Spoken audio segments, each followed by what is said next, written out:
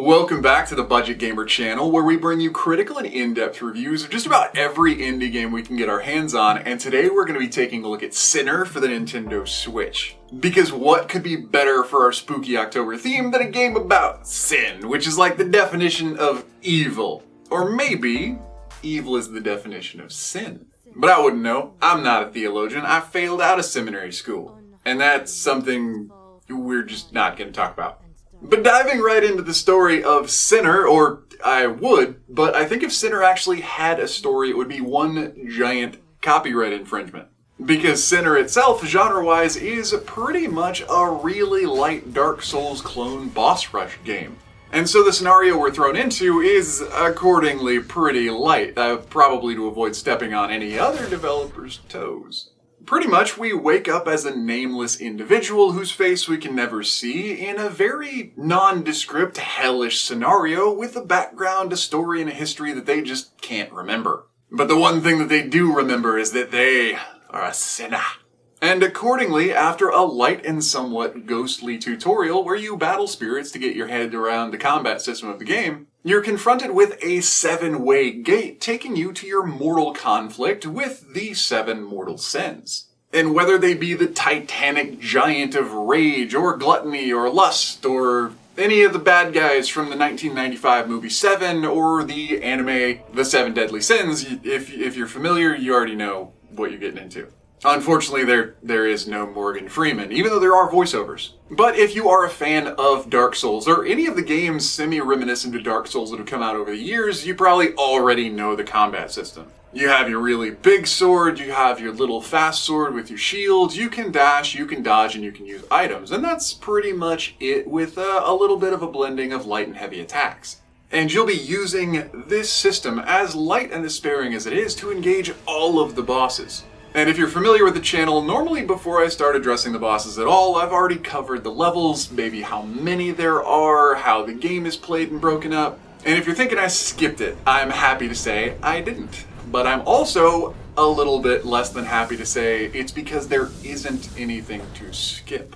As I mentioned before, this is pretty much a Dark Souls clone boss rush game, meaning there's no adventure to it. There's really not much lore about the character to discover, even though you do get some background on each of the individual bosses. But there's no grinding to be done, no leveling up, no gaining of skills and filling out of skill trees, and no adventure or RPG elements that pretty much a fan of Dark Souls would probably really enjoy. But in lieu of a leveling up system, the game actually threw in a leveling out system, wherein you, in order to challenge each of these bosses, must make a sacrifice and atone for your sins, whatever sins they were that you can't apparently remember.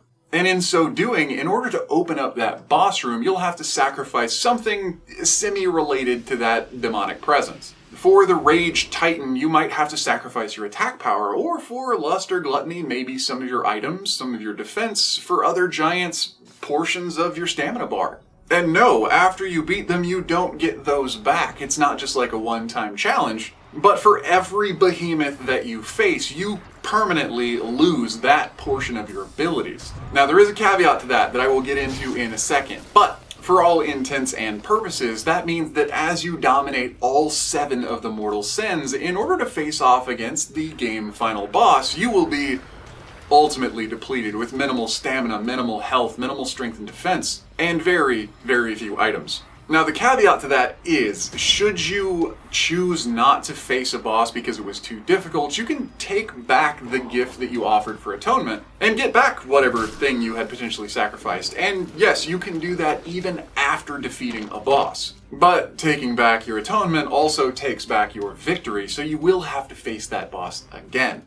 And this sets up a pretty unique dynamic, because there is no adventure, there's no grinding, there's only boss fights. So essentially, Sinner sets you up as the most OP you could possibly be from the start of the game. You have the most powerful weapons in the game, and you have every item you could have ever grinded for since the very beginning. And that's kind of cool. But that does mean that the real player's skill isn't in defeating the bosses. It's in figuring out your play dynamic so solidly that you learn how to stack the bosses in order to sequentially give away portions of your character's stats and always give you the most advantage for whichever boss you're fighting. But this does come at a price that we will be talking about in the critiques. Moving on to the game's visuals, still kind of talking about the bosses here because there's not much else to talk about. The visuals of the game, I think, overall are fairly stellar, even though there are a couple issues with texture pop-in in the very beginning of the game, and the weird charcoal sketch cutscenes between entering the boss room and facing the boss, they're kind of jerky and hectic and just seem kind of off. But overall, in the game, the actual physical gameplay graphics look pretty stellar. The soundtrack as well isn't half bad. It's not very rich, but in a sparse, hellish environment, you don't really expect giant overludes of symphonies. Even though that would probably make the game a lot more memorable, it's not really undue to have a very sparse and desolate soundtrack. But being sparse and desolate does kind of transition us into the game's critiques, of which, I'm sorry to say, there are a handful. First and foremost is the game's genre. This looks like Dark Souls, and it really wants to be, but it is in no way a Dark Souls game, other than the difficulty of the boss fights. So if you're not a boss rush gamer, this game probably won't be for you. And so for a significant portion of gamers out there, that's a pretty big drawback. But moving into our next critique, it's related to the boss stacking thing that I mentioned earlier in the review. After defeating all of the 7 mortal sins to take on the game's final boss, no matter if you were able to purely finesse the game and walk through like a god, or you're able to bludgeon your way through and get by on the skin of your teeth, well, it really won't matter because you're going to be starting off that confrontation with the game's final boss exactly in the same place. If you fail to defeat a boss, there is no punishment, no penalty. You've already made the sacrifice. You can just start the fight over. And that does essentially mean that no matter what your actual playstyle is, you can just go in and bludgeon the boss to death on luck and drag out the game as long as you want because eventually you'll make it to the end. But moving on from that potentially endless rant, another critique is the fact that the game is oh so original.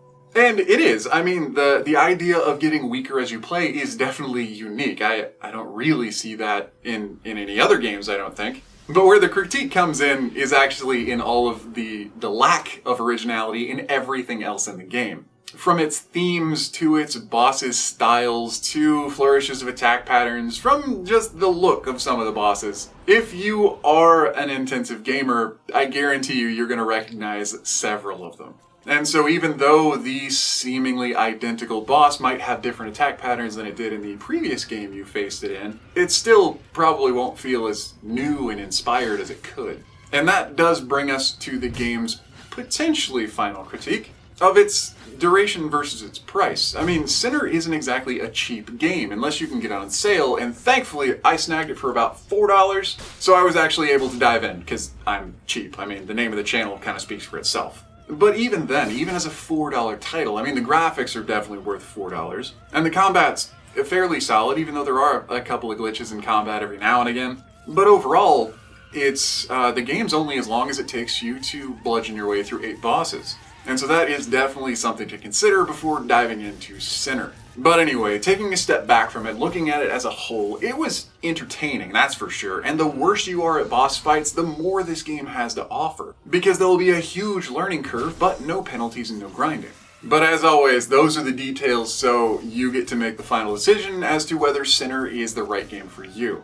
And that does bring us to the end of the review of Sinner, now on the Nintendo Switch. So if you enjoyed the review, or especially if you found it helpful, feel free to throw us a comment or a like to show your support, because YouTube actually does value comments hugely. They're seen as interaction, and that's kind of one of the metrics they use to push you forward and get your videos out there. And I don't know if you noticed, but compared to other channels, we're still pretty tiny. So if you did enjoy it, throw us a like, throw us a comment, say you enjoyed the video, tell us that you hated the video. Or if you've played the game, definitely tell me about your experience with the game. I'm kind of just doing this on my own, so I always want to hear outside input.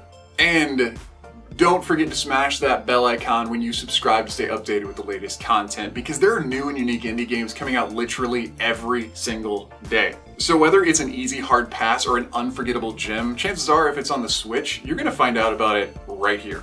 But anyway, this has been The Budget Gamer, so as always, thanks for watching.